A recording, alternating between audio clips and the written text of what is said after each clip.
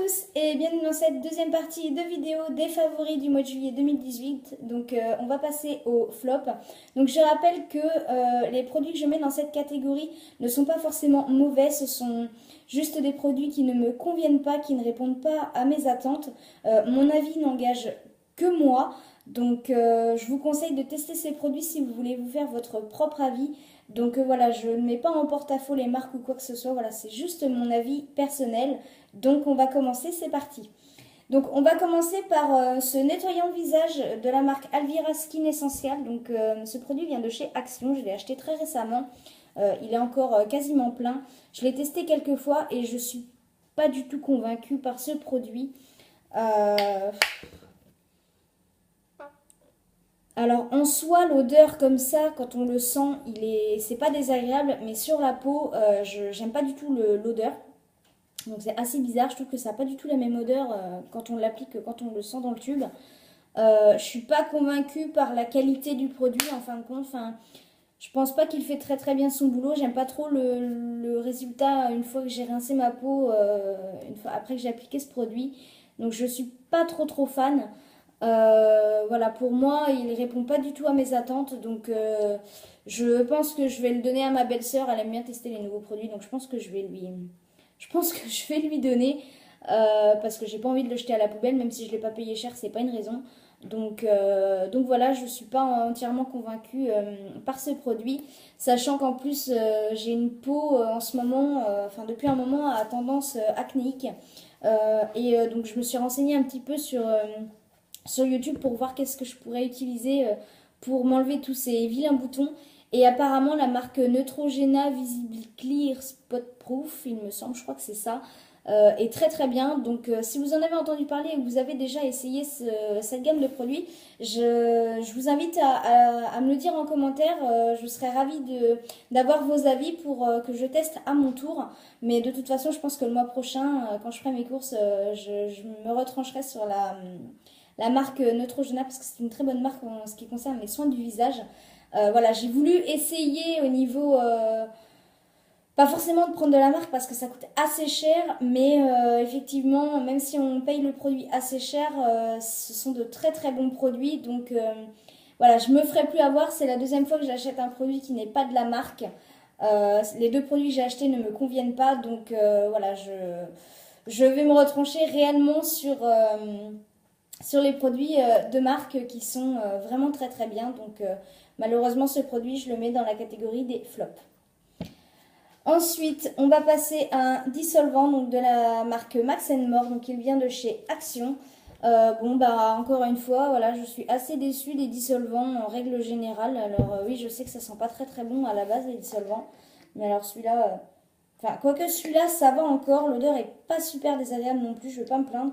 Mais en ce qui concerne pour enlever le vernis, faut que j'y repasse 3-4 fois pour bien tout enlever.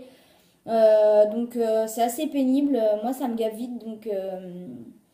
Donc voilà, je cherche toujours un bon dissolvant à utiliser, une bonne marque à utiliser qui enlève bien le vernis, qui sent pas trop mauvais. Donc ben voilà, je vous invite en commentaire à me dire si vous en avez trouvé un qui est bien et pas trop cher. Mettez-le moi dans les commentaires, je serais ravie d'essayer les marques que vous me conseillez. Donc celui-ci, voilà, pour moi c'est un flop, je suis pas du tout fan du produit. Donc je vais quand même le finir. Parce que du dissolvant, ça reste du dissolvant. Donc voilà, mais ça reste un top quand même. Ensuite, on va passer à ceci. Donc c'est un masque que j'avais acheté chez Action, un masque en tissu. Donc ça se présente comme ça. Donc si je vous lis un peu le truc, c'est un masque visage à l'extrait de charbon de bois et sel de mer. Donc idéal pour les pores obstrués et les peaux grasses. Donc c'était la première fois que j'achetais ce genre de produit, donc des masques en tissu, je ne connaissais pas du tout. Donc j'ai essayé ça un soir. Alors mon chéri était mort de rire parce que franchement, j'ai pas de photo, mais la tronche que je me tape avec ça, c'est formidable. Franchement, ça vaut le détour. Donc je me suis dit, bon allez, je teste, c'est parti. Mais je suis pas du tout, mais alors pas du tout convaincue par le produit. Alors déjà quand j'ai ouvert le truc, le masque était carrément imbibé de produit. Je pouvais l'essorer. Enfin, c'était pas trop agréable.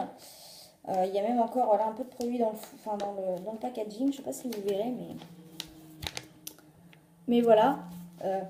En soi, ça sentait pas mauvais. Mais c'est un masque qu'on doit laisser poser 15-20 minutes. Donc moi, je pensais que c'était un masque qui allait sécher.